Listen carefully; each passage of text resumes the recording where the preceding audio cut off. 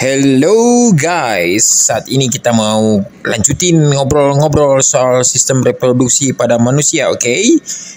Kita mulai lagi dari sistem reproduksi pada laki-laki. So, alat reproduksi pada laki-laki dikelompokkan ke dalam dua kelompok. Yang pertama adalah alat reproduksi dalam yang terdiri atas alat-alat yang tidak dapat diamati secara langsung seperti testis, saluran sperma, uretra, dan kelenjar-kelenjar reproduksi, serta alat reproduksi luar yang bisa teramati langsung seperti penis dan skrotum. Penis adalah alat reproduksi luar yang berfungsi sebagai saluran urogenital.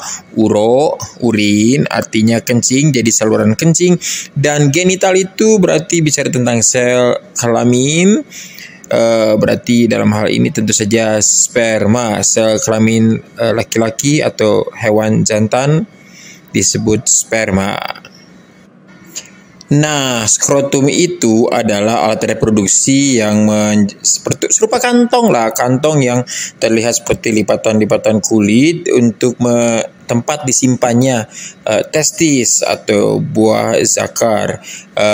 Fungsi skrotum adalah menjaga agar suhu testis, kelenjar kelamin yang menghasilkan sperma, itu sesuai untuk produksi sperma. Nah, sekarang alat reproduksi dalam, mulai dari testis. Testis itu berbentuk seperti bulat telur gitulah ya. Jumlahnya satu pasang, terdapat di dalam skrotum. Pada masa pubertas, ya usia 13-14 tahun, testis itu sudah mulai memproduksi sperma atau sel kelamin jantan dan memproduksi juga hormon testosteron. Hormon testosteron adalah senyawa yang dapat merangsang perubahan fisik pada anak laki-laki seperti membesarnya jakun, Adam's apple, tumbuhnya rambut pada tempat-tempat tertentu, misalnya kumis. Ingat, manusia mah nggak punya bulu ya, punyanya rambut. Masa pubertas itu adalah masa ketika seorang anak mengalami pematangan fungsi seksual yang disertai perubahan fisik dan psikis. Saluran sperma tersusun atas epididymis, vas deferens, dan uretra. Jadi sperma yang dihasilkan di dalam testis akan keluar melalui epididymis. Di saluran ini sperma disimpan sementara sampai waktunya dia berkembang sempurna dan kemudian akan dapat bergerak menuju ke saluran berikutnya, yaitu vas deferens. Dari vas deferens, sperma akan bergerak menuju ke uretra, saluran akhir dari saluran reproduksi laki-laki yang terdapat di dalam penis. Proses keluarnya sperma ini dikenal dengan istilah ejakulasi. Nah, sekarang mari kita bicara tentang kelenjar-kelenjar reproduksi. Kelenjar reproduksi pada laki-laki terdiri atas vesicula seminalis, kelenjar prostat, dan kelenjar Cowper. Vesicula seminalis adalah struktur yang berbentuk seperti kantung kusut kecil, ya lebih kurang 5 cm, yang terdapat di belakang dari kantung kemih, posterior dari kantung kemih, vesika urinaria. Kelenjar ini menghasilkan cairan yang bersifat basa atau alkali yang mengandung fruktosa, merupakan gula monosakarida, hormon prostaglandin, dan protein pembekuan. Kelenjar prostat berfungsi menghasilkan cairan yang warnanya keputih-putihan dan sedikit asam, pH-nya 6,5 kurang lebih, dan mengandung beberapa zat, yaitu 1. Asam sitrat yang digunakan untuk menghasilkan energi dalam bentuk ATP. 2. Beberapa enzim, yaitu pepsinogen, lisozim, dan amilase. Dan 3. Seminal plasmin yang berfungsi sebagai antibiotik untuk membunuh bakteri dalam saluran reproduksi. Kelenjar berikut adalah kelenjar Cowper atau bulbouretra, menghasilkan lendir dan cairan yang bersifat basa. Cairan ini berfungsi melindungi sperma dengan cara menetralkan urin yang memiliki pH asam yang tersisa dalam uretra, serta melapisi uretra sehingga mengurangi sperma yang rusak selama ejakulasi.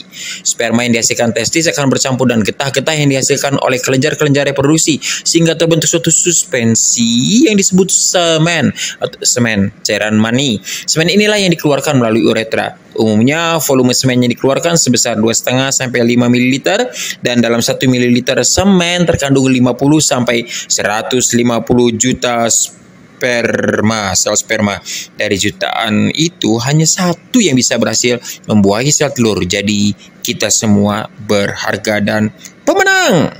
Yeah. Sekarang mari kita bicara tentang organ reproduksi pada perempuan. Dan ini juga sama nih, dikelompokkan ke dalam dua kelompok, alat reproduksi luar dan alat reproduksi dalam. Alat reproduksi perempuan yang di luar itu yaitu vulva dan labium. Vulva yaitu suatu celah paling luar dari alat reproduksi wanita yang dibatasi oleh sepasang bibir kanan dan kiri. Kedua bibir ini disebut labium. Ke dalam vulva bermuara dua saluran yaitu urin, saluran urin dan saluran reproduksi. Jadi sama, urogenita. Nah, alat reproduksi dalam perempuan terdiri atas ovarium dan saluran reproduksi. Ovarium atau indung telur merupakan organ reproduksi yang sepasang juga, kiri kanan, letaknya di rongga perut bagian bawah. Ovarium itu bentuknya seperti telur, ukurannya kecil, 4 kali 3 kali 2 cm. Di dalam ovarium ini terdapat sel-sel yang disebut folikel. Di dalam folikel inilah sel telur atau ovum berkembang sampai akhirnya diovulasikan alias dilepas, dikeluarkan. Kemana? Ke saluran yang namanya tuba falopii, ditangkap oleh fimbria. Saluran-saluran reproduksi pada perempuan itu ada 3 saluran telur atau tuba falopi, uterus, dan vagina. Saluran telur atau tuba falopi itu disebut juga oviduk, jumlahnya seperti saya bilang tadi sepasang kanan kiri memanjang ke arah samping dari uterus, panjangnya kira-kira 10 cm. Saluran telur ini berakhir dalam struktur yang seperti corong yang disebut infundibulum yang ditutupi oleh fimbria. Fimbria inilah yang menangkap sel telur yang dilepaskan oleh ovarium. Di dalam tuba falopi inilah fertilisasi alias pembuahan itu terjadi.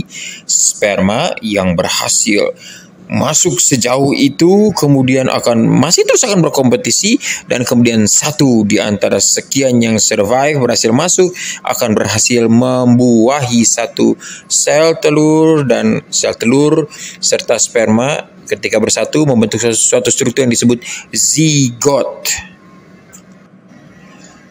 Zigot akan bergerak menuju ke arah uterus atau rahim. Nah, rahim inilah saluran reproduksi yang berikutnya pada perempuan. Rahim ini memiliki dinding yang tebal yang disebut dengan endometrium. Bentuknya seperti buah pir terbalik. Kalau pada saat perempuan tidak hamil, ukurannya hanya sekitar 5 sentian, tetapi pada saat hamil bisa mengembang sampai 30 cm. Saluran yang ketiga adalah vagina. Ini yang menghubungkan lingkungan luar dengan rahim di bagian dalam.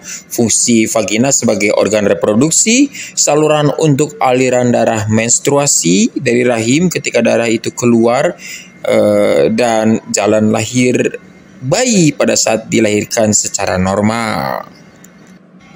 Demikianlah penjelasan tentang organ-organ reproduksi pada manusia. Semoga video ini bermanfaat buat kita semua ya. Kalau ada pertanyaan, jangan ragu hubungi saya dan mari kita bersama-sama berdiskusi menjadi semakin baik dan semakin baik. Cayo ganbate susu. Cai Chen, Xie Sheng Man.